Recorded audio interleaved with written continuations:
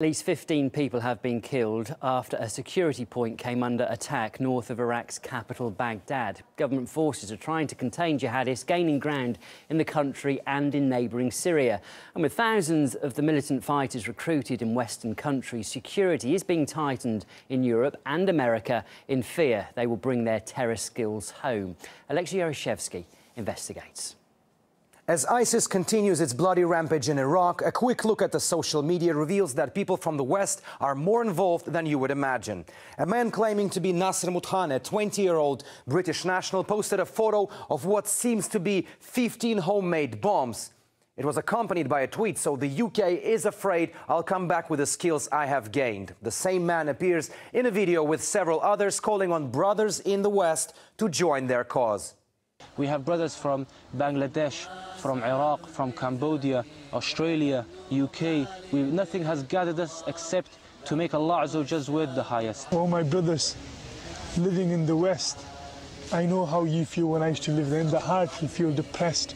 It reaches out to sisters too. In the United States, in April, a 19-year-old nurse was detained at Denver International Airport. She was allegedly on her way to Syria to marry an ISIS fighter and join the extremist organization to, as reported, assist them in any manner. Her Facebook page suggested that her profession was a slave of Allah. This latest recruitment in Western countries, experts say, is unprecedented. German intelligence claimed that more than 2,000 Europeans have joined the jihad in Syria and Iraq, including at least 320 Germans. American reporter Richard Engel, who was kidnapped and released in Syria 2 years ago, says that up to 70 Americans are also involved. And with jihadists openly saying they could bring their terror skills home, Europe and the United States have reason to be on high alert. A recent shooting at the Brussels Jewish Museum is an ample example of jihad may be on its way to Europe. Investigators claim the gunman joined ISIS in January. And the recent tightening of security for US-bound flights suggests Washington is becoming aware that ISIS terrorism is no longer a story from somewhere overseas. It is real and could soon be leaving trails of destruction in its own backyard. Well, Iraq's government has launched several air raids against these Sunni insurgents, trying to recapture the country's largest oil refinery near the city of Baiji here. The group has also seized control of another lucrative oil fields across Iraq's border in Syria. And as the jihadists take hold of more reserves, fears grow that more external support will flow into their hands.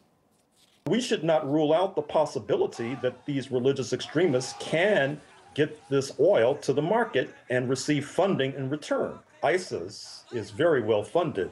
They were able to loot a bank and apparently ran away with tens of millions of dollars. For this recent advance they made in Iraq, in neighboring Syria, they were in a de facto alliance with the United States of America and its North Atlantic allies against the domestic-based regime of President al-Assad. And that, too, not only brought them recognition and influence, it, too, brought them a certain amount of funding.